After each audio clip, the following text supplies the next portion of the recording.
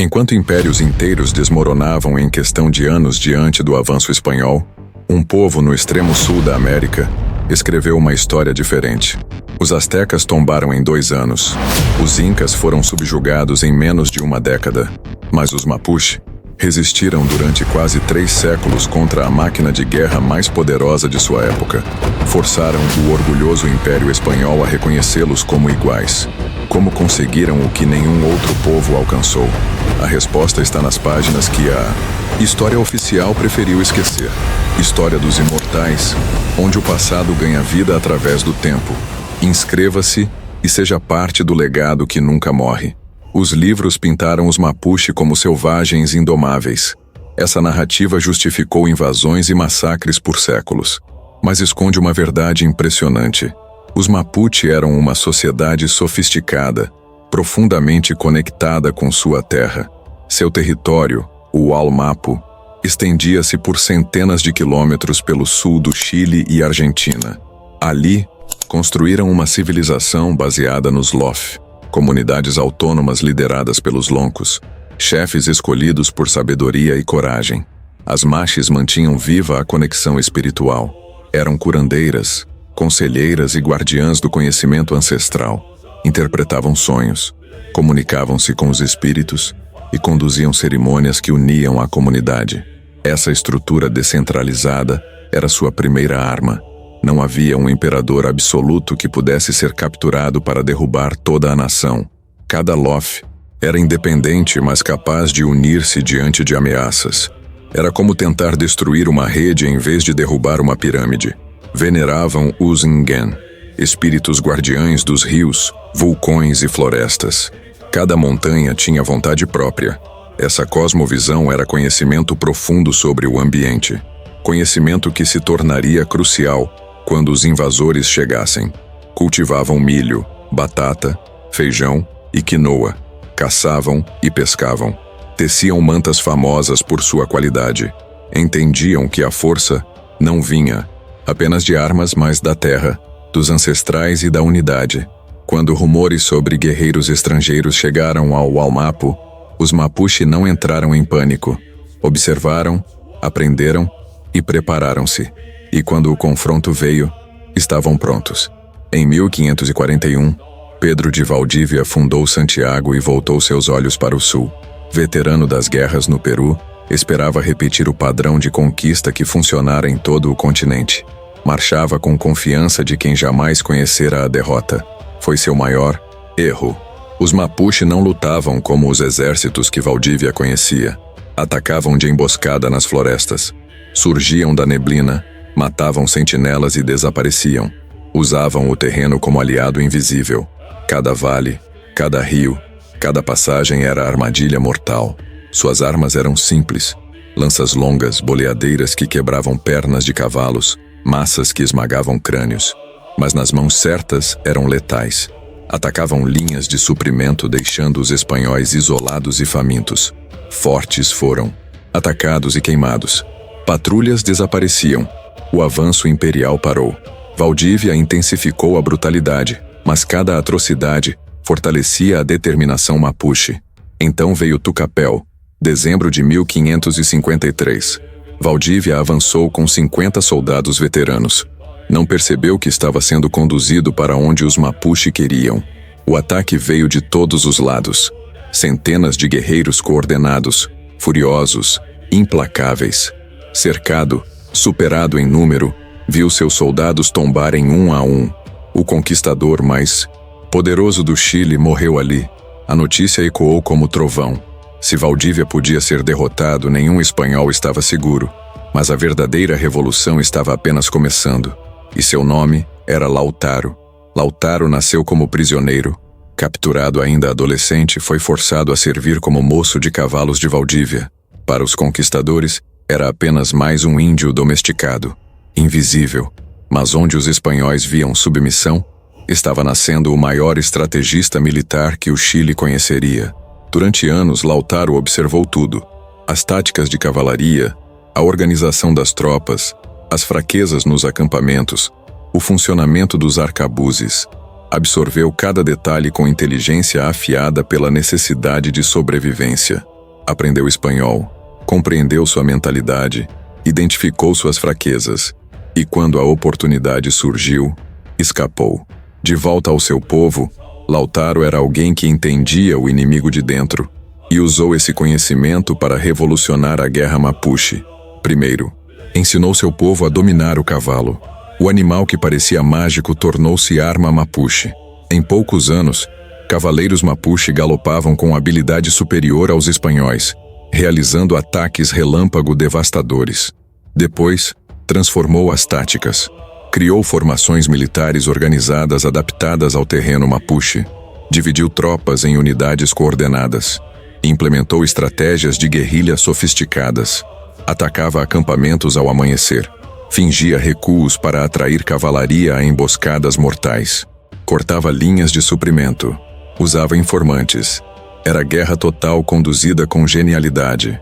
Com apenas 20 anos, Lautaro liderou a vitória em Tucapel, que matou Valdívia. Nos anos seguintes, destruiu fortes, liberou territórios e colocou Santiago sob ameaça. O jovem servo transformara-se no pesadelo dos conquistadores, mas não lutava sozinho. Caupolicán, escolhido Toqui após erguer um tronco por 2 dias, simbolizava a resistência inabalável. Mesmo torturado até a morte, nunca se dobrou. E surgiu Janequel.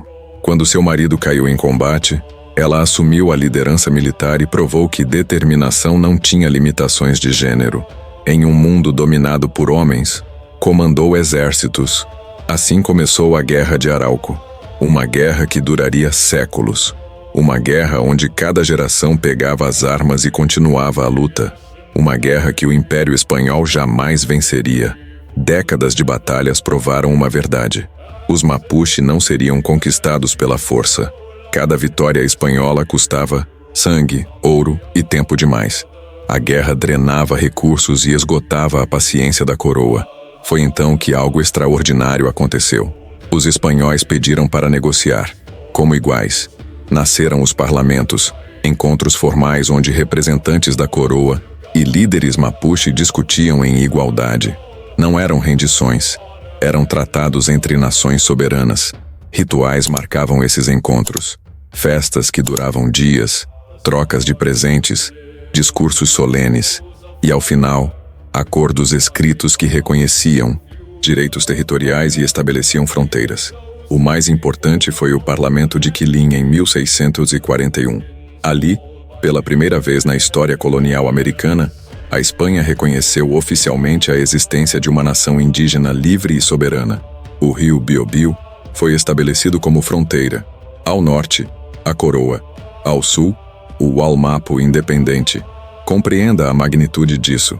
Enquanto astecas eram escravizados, incas dizimados e povos inteiros desapareciam, os Mapuche conseguiam que o império os tratasse como iguais. Nenhum outro povo conseguiu tal feito. Os parlamentos não significavam paz perpétua, eram pausas estratégicas. Ambos os lados usavam esses períodos para reagrupar e preparar a próxima rodada. Os Mapuche provaram ser diplomatas tão astutos quanto guerreiros, e continuaram aprendendo. Cada geração absorvia novas técnicas, armas, estratégias. A adaptação era cultural, econômica, diplomática. Os Mapuche transformavam-se sem perder sua essência. O cavalo chegou à América como símbolo de poder. Os povos nativos o viam com terror, mas os Mapuche transformaram esse símbolo de dominação em instrumento de libertação. Em poucas gerações, tornaram-se cavaleiros extraordinários. Criavam cavalos resistentes ao clima sul. Desenvolveram celas adaptadas ao combate montanhoso. Suas cargas eram tão ferozes que até cavalaria espanhola recuava. Mas a transformação ia além. Os Mapuche criaram uma rede comercial sofisticada que cruzava os Andes. Gado, tecidos, sal, prata, tudo fluía, através de rotas controladas por eles. Negociavam com colonos, outros povos nativos, contrabandistas e piratas. Essa economia financiava a resistência. Armas de fogo, pólvora e ferramentas chegavam ao Ualmapu através do comércio. Os Mapuche aprenderam a consertar mosquetes, forjar metal e fabricar munição. Ferreiros Mapuche criavam lanças e facas que rivalizavam com as melhores da Espanha. Não eram apenas guerreiros resistindo, eram uma civilização resistindo à conquista. Cada nova tecnologia era absorvida e adaptada. Cada tática inimiga era copiada e melhorada. Os Mapuche usavam tudo que fortalecesse sua independência. Essa flexibilidade era o segredo de sua sobrevivência. Enquanto outros povos desapareciam, os Mapuche evoluíam, e nessa evolução mantinham-se invencíveis. Compare os números. Tenochtitlan caiu em 2 anos. O Império Inca foi subjugado em 1 década. Incontáveis nações foram varridas em gerações. E os Mapuche, 3 séculos, quase 300 anos de resistência ativa. Nenhuma conquista total, apenas uma fronteira que a Espanha nunca cruzou permanentemente. O que tornou isso possível? A combinação única de elementos que nenhum outro povo reuniu. Estrutura social descentralizada, conhecimento profundo do terreno, capacidade extraordinária de adaptação, líderes visionários como Lautaro, Caupolicán e Janequel, e maestria diplomática. Quando o século XIX trouxe repúblicas modernas, novo desafio surgiu. Chile e Argentina voltaram seus olhos para os territórios Mapuche. A pacificação da Araucânia e a conquista do deserto foram campanhas de ocupação brutal. Dessa vez, a maré virou. Tecnologia moderna e exércitos profissionais quebraram a resistência territorial. Terras foram tomadas, comunidades deslocadas. A autonomia conquistada por séculos foi destruída em décadas. Mas destruir território não é destruir um povo. O século XX testemunhou algo notável. Despojados de suas terras, os Mapuche se adaptaram novamente. A resistência transformou-se. Deixou de ser militar para tornar-se cultural, social e política. O Mapudungun começou a ser ensinado formalmente. Literatura, música e arte Mapuche floresceram. A bandeira emergiu como símbolo de orgulho. Movimentos sociais levantaram-se. Coordenadora Arauco Maleco. Confederação Mapuche. Todas carregando demandas, direitos territoriais, educação bilíngue, autonomia cultural. A luta agora acontecia em tribunais e cortes internacionais. Cada cerimônia tradicional é ato de resistência. Cada criança que aprende Mapudungun reconquista a identidade. Cada reivindicação territorial ecoa as batalhas de Lautaro. A guerra não acabou, apenas mudou de forma. E talvez essa seja a maior vitória dos Mapuche. Impérios caem, repúblicas surgem e desaparecem. Mas um povo que mantém viva sua cultura, sua língua e sua memória, nunca pode ser verdadeiramente conquistado. Os Mapuche de hoje carregam o sangue de guerreiros que enfrentaram o impossível, não com vitória militar final, mas com algo mais poderoso: a recusa absoluta de desaparecer. Por que essa história não é ensinada em cada escola? Por que o feito Mapuche não está nos livros de história mundial? Talvez porque admitir sua grandeza seja admitir verdades inconvenientes, que a conquista europeia não foi inevitável, que povos nativos podiam vencer, que havia caminhos diferentes. Os Mapuche provaram que resistência verdadeira não é apenas sobre armas, é sobre identidade preservada, adaptação inteligente e determinação inabalável. É sobre transformar cada derrota em lição e cada vitória em fundação. Hoje, quando Mapuche marcham por seus direitos, quando ensinam sua língua às crianças, quando pintam a bandeira ancestral, estão continuando uma guerra iniciada há 5 séculos. Uma guerra que nunca terminou porque o que defendem, identidade, cultura, pertencimento, não pode ser conquistado pela força. Essa é a história secreta Mapuche. O povo que jamais se rendeu, que ensinou ao mundo que alguns espíritos não podem ser quebrados. Algumas culturas não podem ser apagadas e algumas verdades não podem ser enterradas para sempre. História dos imortais, onde o passado ganha vida através do tempo. Inscreva-se e seja parte do legado que nunca morre.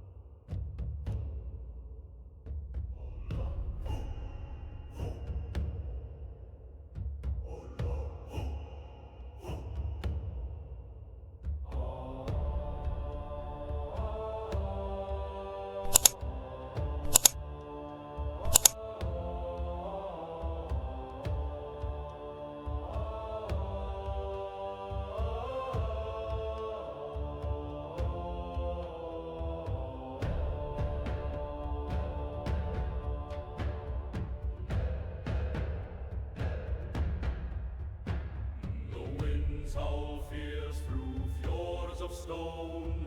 A cry of warriors echoes alone. Blades once clashed in fiery storms, now sleep in halls where